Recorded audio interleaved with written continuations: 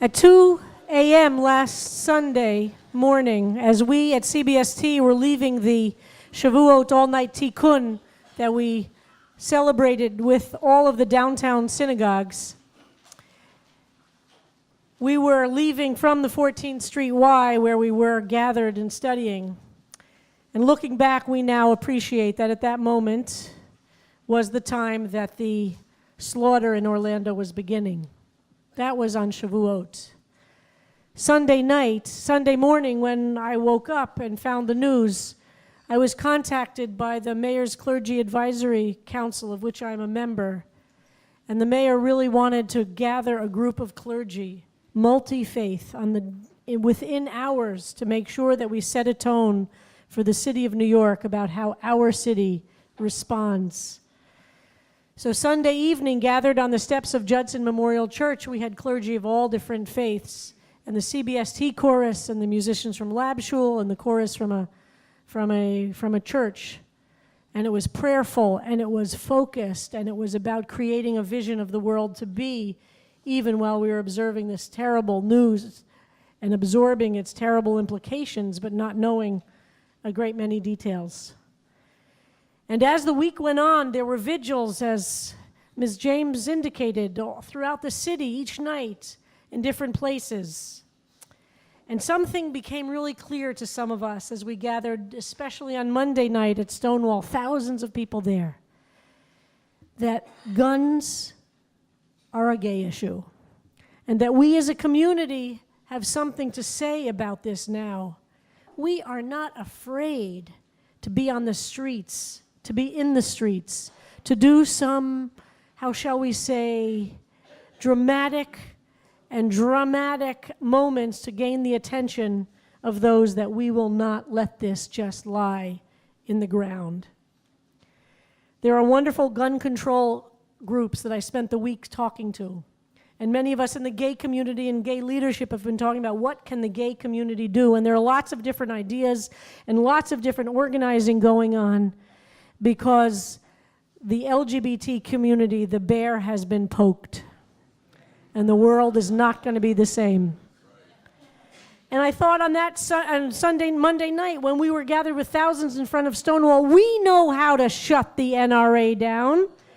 We have to take a Gilbert Baker, who's here tonight, the creator of the rainbow flag. He has to create a rainbow flag large enough to wrap the NRA headquarters in, surrounded with thousands of gay people, and shut that building down with the kind of drama that we know actually matters. Theater matters, beauty matters, and to bring a rainbow flag to surround the NRA headquarters in Fairfax, Virginia, and do it over and over and over again. So I called up Gilbert just to say, Gilbert, were you up for this? He immediately said, I am starting to sew now.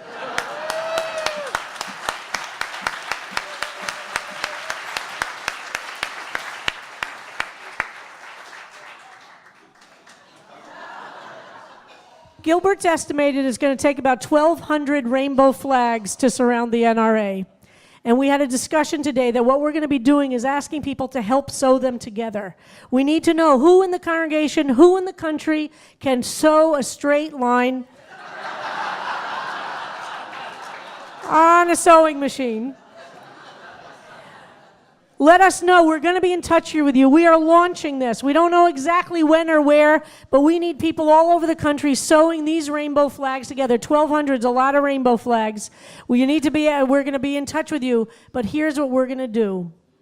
We are not going to stop. I called up somebody who was one of the leaders of the gun control movement, and I said, listen, this is what we want to do. What do you think? Is this undermining anything that's happening in the many different great organizations that are doing the work? He said, please, the gun control movement needs a left wing. The gun control movement needs people in the streets, at the buildings, getting arrested, demanding change, not settling for anything. The gun control action movement. So you see this? This is going to shut down the NRA.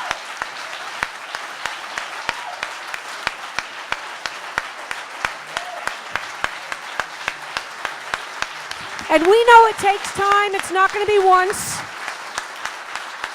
The Gay Activist Alliance in this room, those who fought the struggle about HIV and AIDS or marriage equality, know we understand what it is to take on what everybody else says is an unwinnable fight. We know what it is to stare down the bullies and to say, honey, here's some glitter for you. We know what it is to not take them on their terms, but to create our terms. And that is, I believe, what's going to change this country. But we're going to do it united as a movement. So the guy I spoke to, who's one of the leaders of the gun control movement, said this to me. The environmental movement has a left wing. It has Earth First and Greenpeace that's out there getting arrested, making demands, so that when Sierra Club shows up, the legislators say, oh, please, let me talk to you.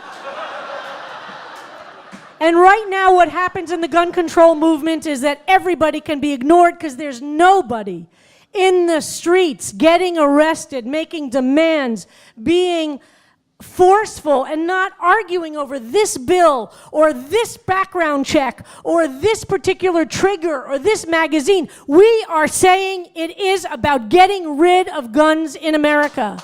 And that's going to change. And we're going to do it.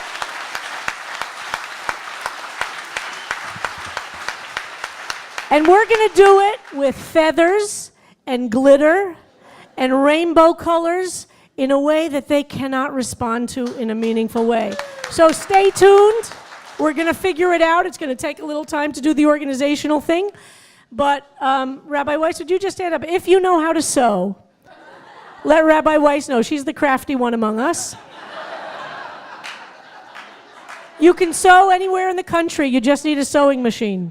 And you need a lot, okay? So just talk to Rabbi Weiss after the service for people who want to be on our seamstress brigade. We need a big rainbow flag to surround that NRA headquarters. We need to remember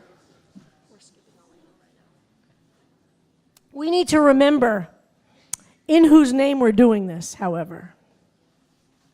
We need to be able to maintain our anger and our humor and our grace under fire in a way that is unstoppable. To absorb the defeats and just get right back up there. But we also know what it is to have a memory. And before we say the mourner's Kaddish, we want to remember the names. Say the names.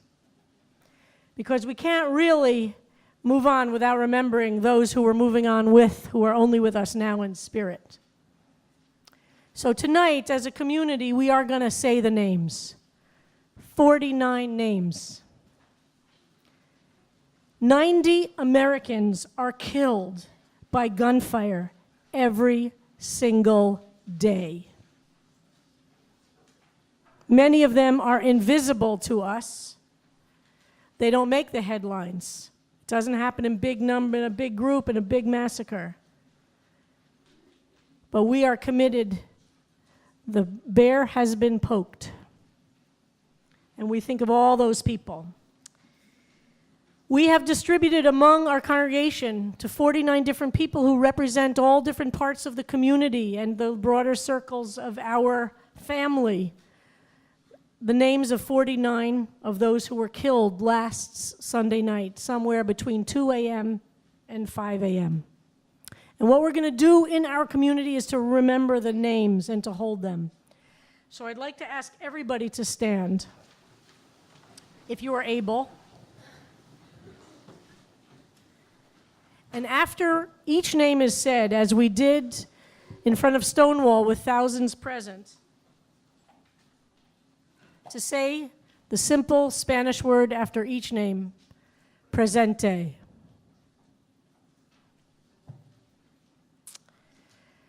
Stanley Almodovar III, 23 years old.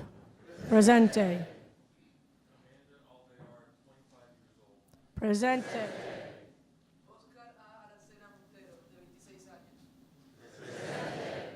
Rodolfo Ayala, 33 years old. Antonio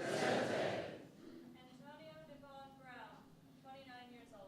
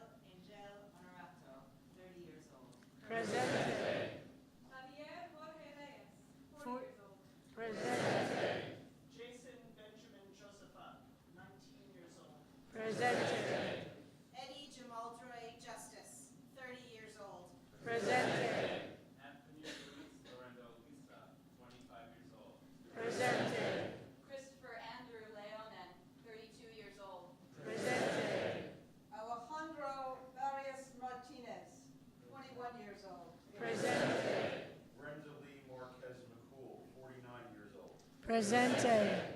Gilberto Ramon Silva Menendez, 25 years old. Presente. Kimberly Morris, 37. Akira Monet Murray, 18 years old. Presente. Luis Omar Ocasio-Capo, 20 years old. Presente. Geraldo A. Ortiz Jimenez, 25 years old. Presente. Eric Ivan Ortiz Rivera, 36 years old. Presente. Joel Rayon Paniagua, 32 years old. Presente. John Carlos Mendez Perez, 35 years old. Presente. Enrique Elwood Leo Jr., 25 years old. Presente. Dream C. Nieves Rodriguez, 27 years old. Presente. Xavier Emmanuel Serrano Rosado, 35 years old. Presente. Christopher Joseph Stamfeld, 24 years old. Presente. Presente. Edward Sotomayor Jr., 34. Presente. Shane Evan Tomlinson, 33 years old. Presente. Martin Benitez Torres, 33 years old. Presente.